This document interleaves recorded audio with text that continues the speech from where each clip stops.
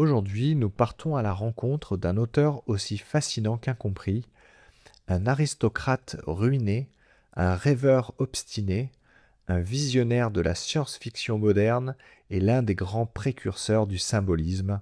Son nom, Auguste de Villiers de l'Isle-Adam.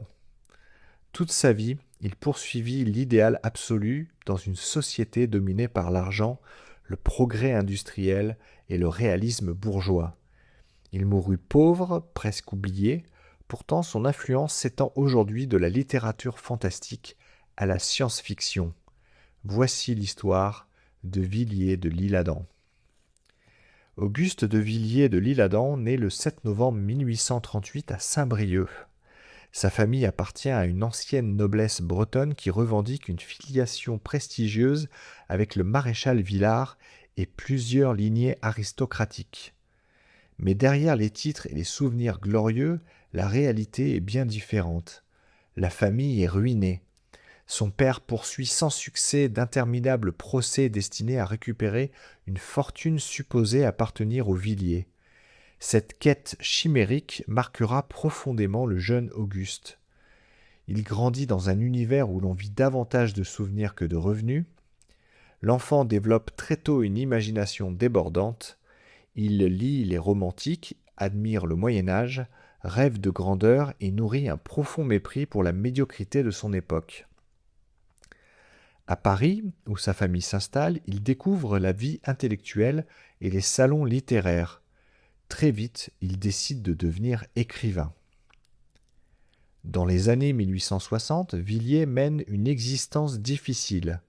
Il vit dans des chambres modestes, accumule les dettes et survit grâce à quelques amis. Il fréquente les cafés littéraires de Paris, c'est là qu'il rencontre plusieurs grandes figures de son temps, parmi elles le poète Charles Baudelaire. Baudelaire admire le jeune écrivain. Tous deux partagent une même opposition au matérialisme de leur siècle. Villiers rencontre également Stéphane Mallarmé, qui deviendra l'un de ses proches amis. Malgré son talent, ses premiers ouvrages connaissent peu de succès. En 1862 paraît son premier roman, Isis. L'accueil est froid, l'auteur refuse de se plier au goût du public, il rejette le réalisme triomphant représenté par les romans naturalistes. Pour lui, la littérature doit élever l'esprit. Le XIXe siècle célèbre la science, l'industrie et le progrès. Villiers, lui, voit dans cette modernité un danger. Il déteste le culte de l'argent, il se moque de la bourgeoisie, il considère que l'homme moderne abandonne le rêve, la spiritualité et la beauté. Cette opposition apparaît dans ses contes. Ces personnages poursuivent souvent un idéal inaccessible. Ils sont des artistes, des rêveurs, des aristocrates déchus. Le monde réel les écrase, mais ils refusent de renoncer.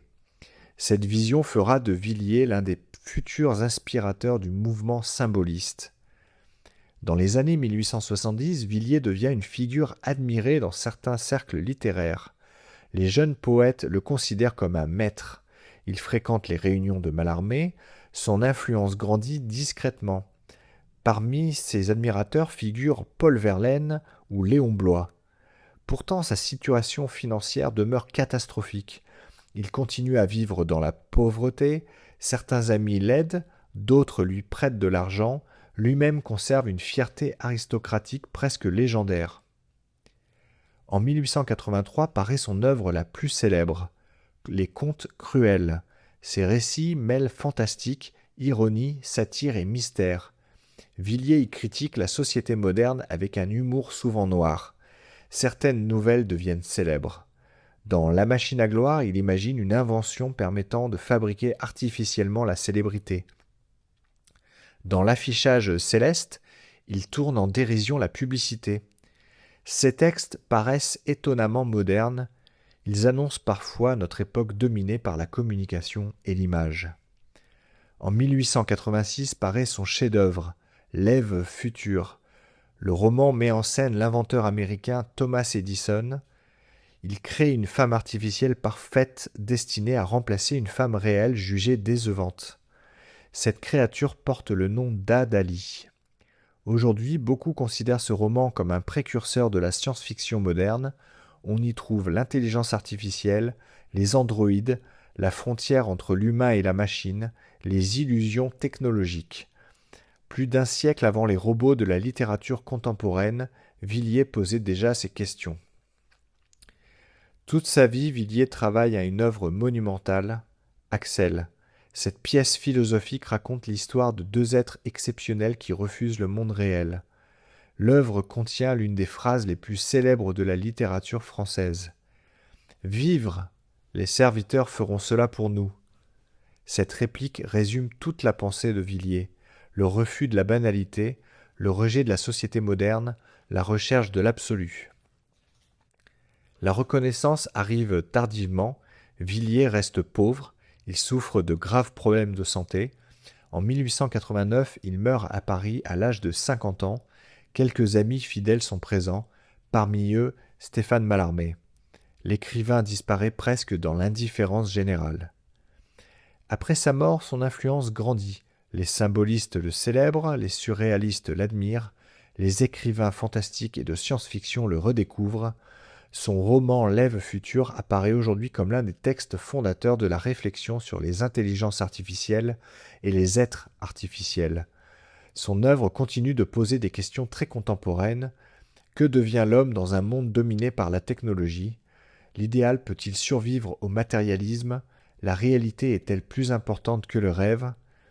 Villiers de l'Isle-Adam fut un écrivain à contre-courant, aristocrate sans fortune, visionnaire sans public, poète dans un siècle industriel. Il aura consacré sa vie à défendre le rêve, la beauté et l'idéal, et peut-être que son œuvre nous parle encore aujourd'hui parce que nous continuons, nous aussi, à chercher un sens au milieu du bruit du monde. J'espère que cette capsule vous aura plu. N'hésitez pas à vous abonner et à partager l'épisode.